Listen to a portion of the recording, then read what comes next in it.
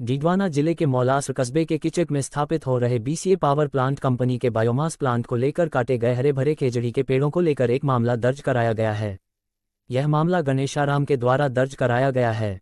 Police को दी गई report में बताया गया है कि विनाशकारी बायोमास प्लांट हटाओ संघर्ष समिति का अर्ज है कि पंजाब दिल्ली की एक कंपनी जिसका नाम वीसीए पावर प्लांट प्रोजेक्ट है, जो कि हमारे गांव कीचक छापरी की सरहद पर छापरी कलां के खसराना 432 व 431 व 554 व 432 और 433 के काश्तकारों को गुमराह करके सौर ऊर्जा प्लांट लगाने के नाम काश्तकारों को बरगला कर औने पौने दामों में खेत खरीद लिए। कुछ दिन बाद अचानक 2 JCB machine, 2 crane machine, 2 tractor, 2 pickup गाड़ी तथा 8 व 10 मजदूर जिनके हाथों में खेजड़ी काटने के औजार थे तथा कंपनी के नुमाइंदे संजय आहूजानी दिल्ली, सुदेश कुमार उर्फ मुंशीराम पुत्र कालूराम नी दिल्ली, सुदीप सिंह नी जयपुर, श्याम विश्रोई निवासी जसरासर तह नोखा जिला बीकानेर हाल मुकाम सभी प्रेम होटल गांव कीचक। उनके साथ स्थानीय निवासी गणेश काबरा निवासी धोद साथ थे। उनके साथ 10-12 लोग थे। खेत में आकर राज्य वृक्ष हरी खेजड़ियों के पेड़ काटने लगे। खटपट की आवाज सुनकर पड़ोसी खेत के मालिक रामदीन लालरिया राजूराम भाकर भंवर पुनिया उनके खेत में आए तथा कहा कि आप खेजड़ियों के हरे भरे वृक्ष क्यों काट रहे हो? सरकार भी राज्य वृक्ष खेजड़ी का संरक्षण करती है।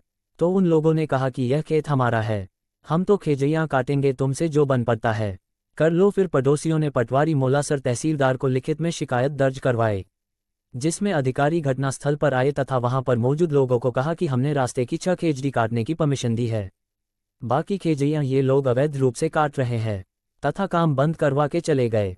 फिर उसी दिन शाम 31 मार्च को फिर काम चालू कर दिया। रात को फिर पड़ोसी इकट्ठे होकर उनके पास गए तथा खेजड़ियां नहीं काटने की गुहार लगाए तो वहां उनके काफी गार्ड खड़े थे। उनमें से एक गार्ड, जिनका वो छोटूराम नाम बता रहे थे, उसको हमारे आगे करके कहा कि यहां से चले जाओ नहीं तो जान से मार देंगे।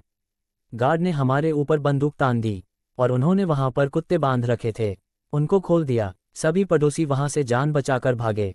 दूसरे दिन सुबह तहसीलदार मौलासर को फिर से अवगत करवाया, लेकिन तहसीलदार मौलासर ने कोई कार्यवाही नहीं की। फिर पुलिस हेल्प के नंबर 100 पर डायल किया, वहां से भी कोई मदद नहीं मिली। आखिर में वन विभाग को दूरभाष पर इतला दी।